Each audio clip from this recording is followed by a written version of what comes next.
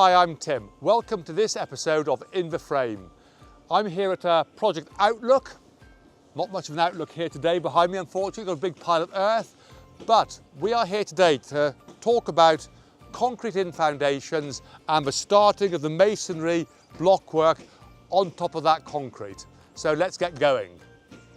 So I've been joined here with Adam Hilldrup of Hilldrup Construction. So Adam looks after a lot of our custom build projects in the Herefordshire area. We've got the team here, the masonry team. So Adam, tell me, where are we so far? How's it been?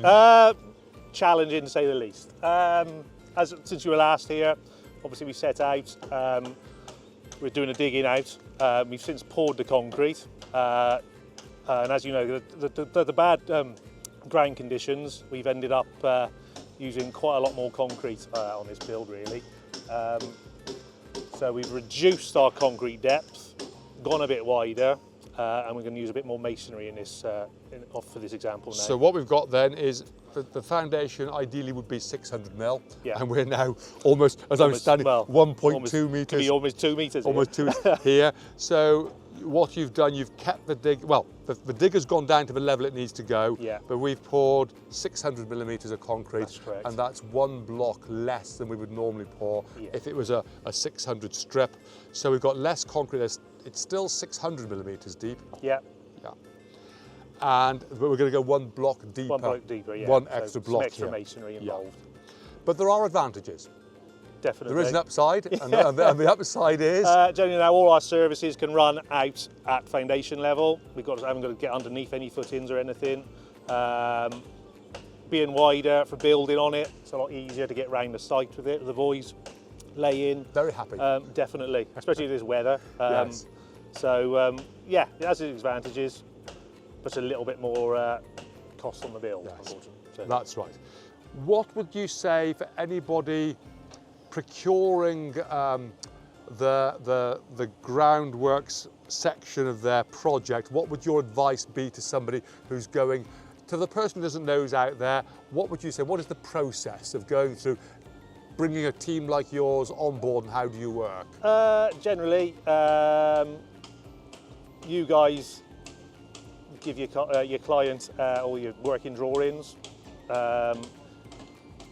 I would recommend going to a skilled Groundworks team at this stage, yeah, for it. So they come to us with your drawings, or you come to us with the drawings for your client. Yeah. And then we cost it from there. We then take hold of those drawings, produce this bit, and we can leave you at slab level, yes, back over to you as a self-builder if you require. Yeah.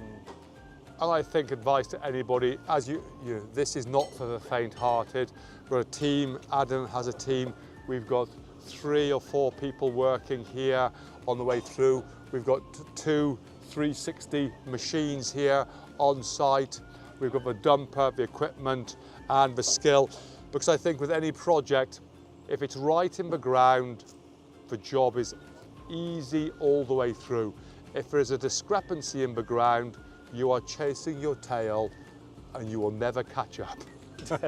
Bad footing, bad house. Bad footing, bad house. So here we've got a big footing, a wide footing, and we've got the set out with a total station, so absolute accuracy. The boys are checking that back against the door. I'm carrying here a set of the drawings. They have a large set of drawings. They will be checking that on the way through. So we'll be working our way through, absolutely accurate. Double checking the masonry work that's gone in. This is the point where the cant kicks off across the house there. And the boys are setting that out and carrying out that work. And really this is almost the most important part of the project. Yeah, definitely. Okay, so we're here on the other side of the site, just looking. Beyond us there, we've got the blockwork laid in for the sunroom. We've got the sitting room here, study beyond, hallway, kitchen on the cant over there, and the family room. And Adam, we've done the total station over here. Just to explain, we've got here. Yeah, so obviously set out with the total station to get our squares and lines in, and then we need a height. So we're given a datum, which is your finished floor height generally. Yeah. this instrument then, we take a level off our finished floor, and then from that we deduct one down to the top of our concrete, to the top of our blockwork. Then at each level of blockwork we can measure and accurately measure all around the site then, to make sure all the blockwork's at the correct level. So that's a laser level. That's a laser, that was pretty basic. Scanning across, Just takes the, saves using a spirit level. Back in the day, when I was there, back in the day, dearie me.